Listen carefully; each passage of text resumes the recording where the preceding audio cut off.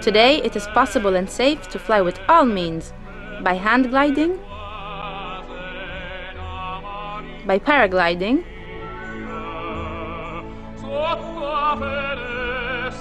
with a parachute,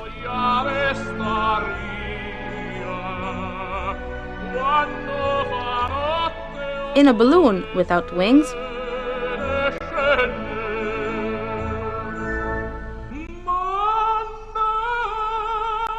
in a glider without the motor,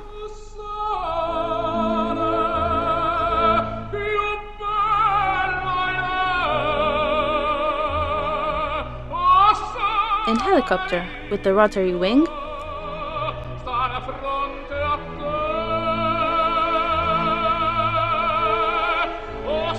in a plane with fixed wings. In Naples, the city of sun, however you choose to fly, it's always a pleasure. And if you choose Naples Flying Club, it is also a safety.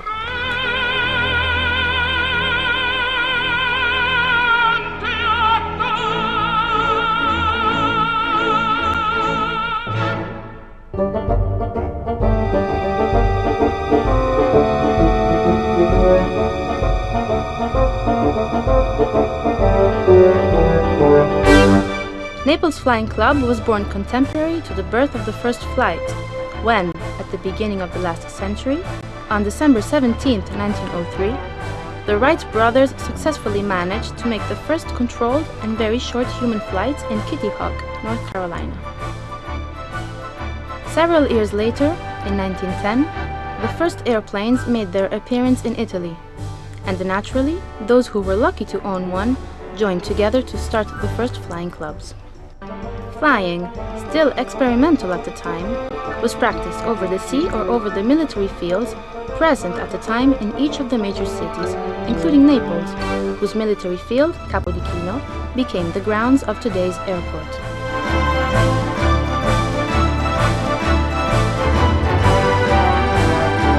The first pilots were the officers' gentlemen of the Belle Époque. Still famous today, we acknowledge distinguished Professor Vincenzo Bianchi, here in Seaplane Isotta Fraschini, who was the head of the first group of passionate aviators creating Naples Flying Club.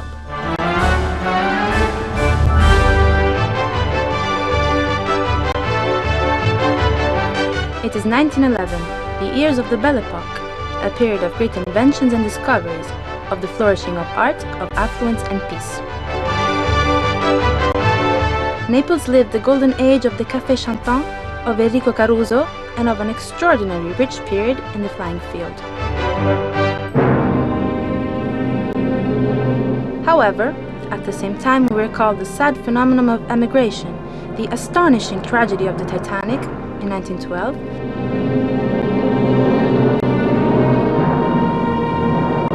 and, above all, the explosion of the Great War. An incredible mix of sadness and happiness, of tragic and pleasant events, characterized the beautiful Gulf and the entire city during the first years of the development of aviation.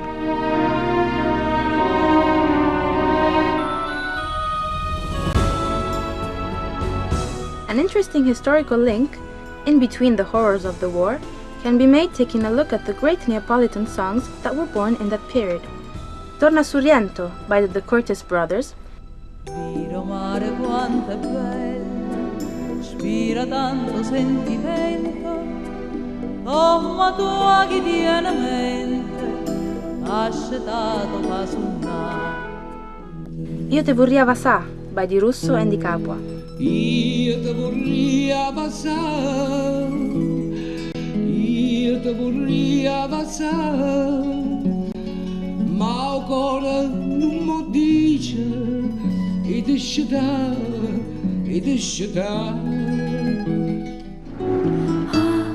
Avucella, written by Gabriele D'Annunzio on one of the tables of the famous bar Gambrinus.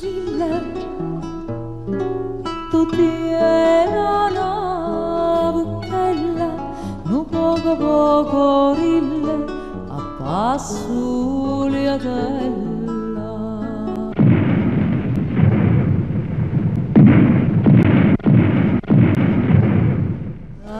In this hectic background, the Great War outbroke, and the songs changed melody. They became sad and passionate, as O Soldato Innamorato, 1915 by Califano and Cagno, Si sicura chi sta amore, come io so sicura che.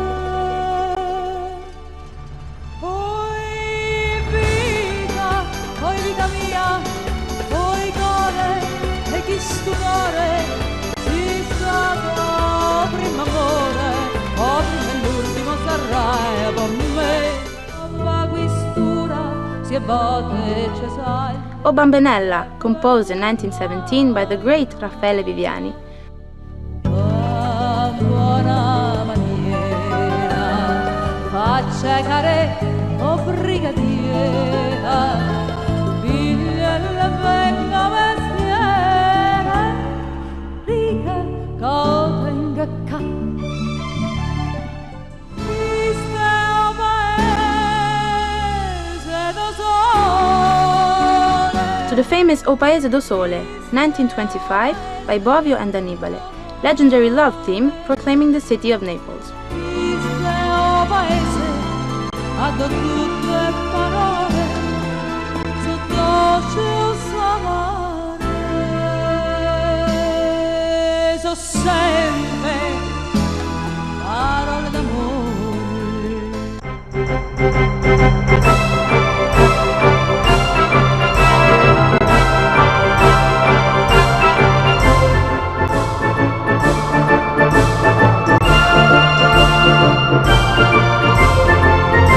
But let's go back to our newborn Circolo Aeronautico Napoletano, which became in 1913 Naples Flying Club. Many distinguished individuals were part of the club, such as Matilde Serao, Edoardo and Carlo Scarfoglio, Umberto II, and the first Italian woman to fly an airplane, Rosina Ferrario. With an increasing interest for flying, the mechanical industries, as Imam and Avis, started developing aeronautical sections, working together in the construction of aircraft RO, such as RO-36 and RO-41. During the Great War, in Naples arrived the first Newport, Farman, and SVA.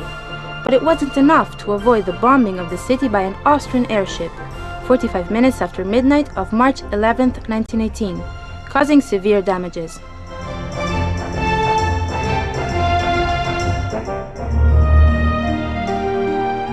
After the war, slowly the aviation industry started rising again, thanks to the birth of the Italian Air Force in 1923.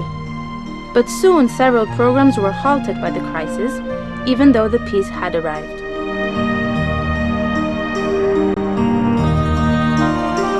At that time, the airport ground was just a huge grass field with one runway 700 meters long.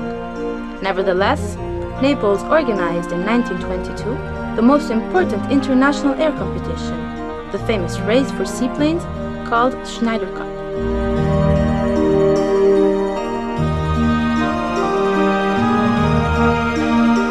The race followed a triangular path of 26.5 kilometers, touching the 3 points of Cape Posillipo, Torre del Greco, and Via Caracciolo.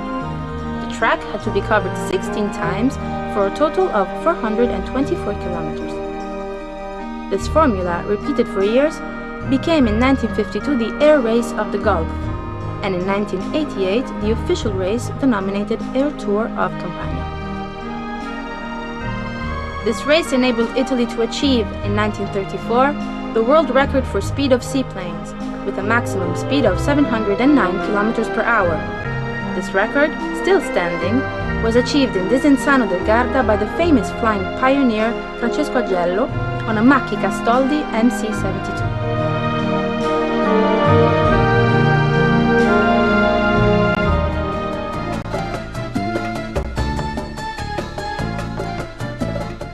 At this point, the musical interlude we included in this historical digression reminds us that in 1924 the 78 record was born, together with great songs such as Una sera e maggio, 1927 by Pisano and Cioffi. Ma ma tu invece piensa nada e te stai scordando me.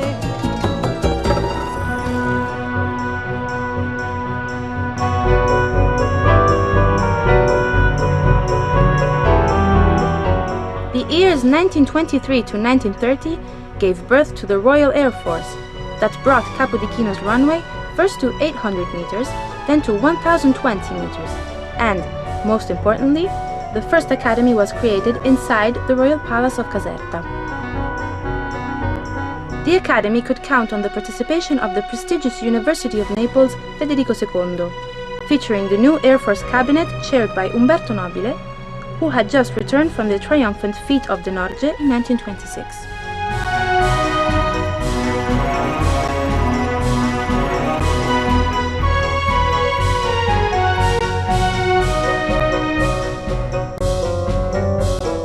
In those years, the Flying Club, called at the time RUNA, Reale Unione Nazionale Aeronautica, owned 20 planes and could count on the full support of the Royal Air Force and the Imam.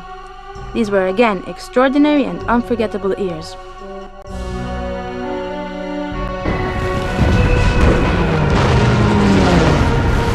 Then came the Second World War.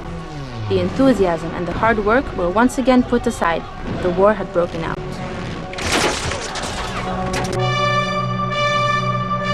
After the war, the Americans were the ones to rebuild the runway up to 2,100 meters, 1,200 made of cement and 900 of steel planking, and oriented it in today's direction, 60 to 140. The Flying Club was reconstituted thanks to the military air force and the aeronautical industry. The Air Force Academy moved first to Nisida in 1945, then to Pozzuoli in 1961.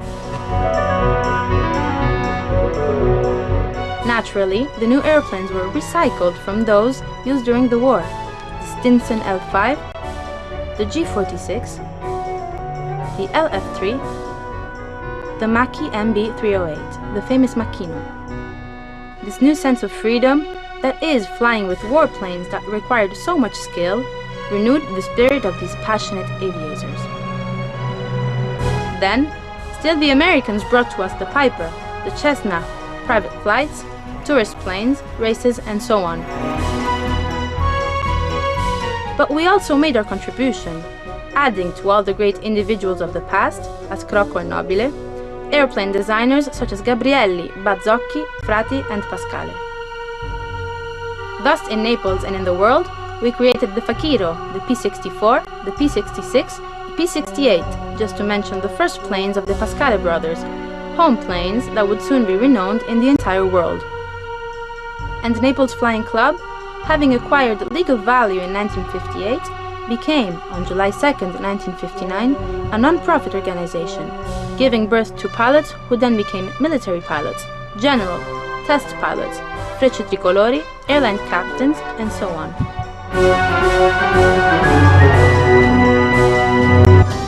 So contane con mare, a chi sta a fare ste cose non so rare, se ne vegano a migliaia. During those years, following our soundtrack of the Neapolitan song, we encounter new masterpieces such as Tamurriata Nera by the great E.A. Mario,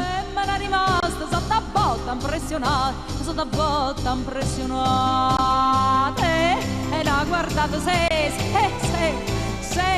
una impressione se quando ha fatto con me chiude ci c'è un tuono per poggi chi lo fa nire con me che 1 e 2 femmina. Mala Femmina, written in 1951 by Totò, Ti stuocchi e fatte piangere lacrime infamità saputo fare and Nu Parte Luna, 1954 by Nino Oliviero. e m'ha saputo fare chi voglio bene e mi martella sempre un pensiero non avere capienza sulla me.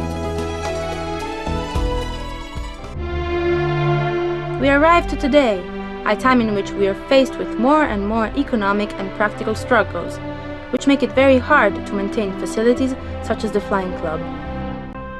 The situation we face today is distressing. The planes are not scrapped, the flying instructors are not well paid, the students must pay their lessons using their parents' savings, pilots must make many sacrifices to be able to pay for their flights, and to avoid the expiration of their licenses so hardly obtained.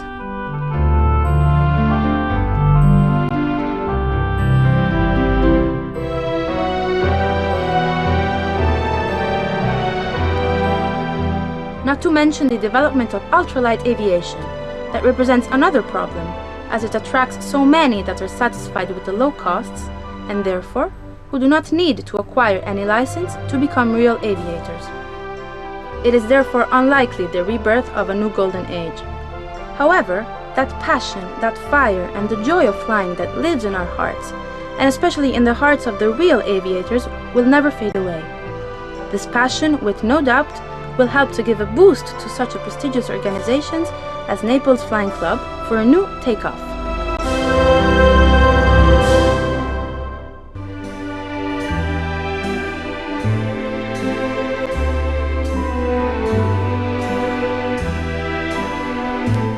We hope that the new generations will preserve in their DNA this incredible enthusiasm that has characterized so many of their ancestors, and that they will be able to honor with passion and determination such important legacy.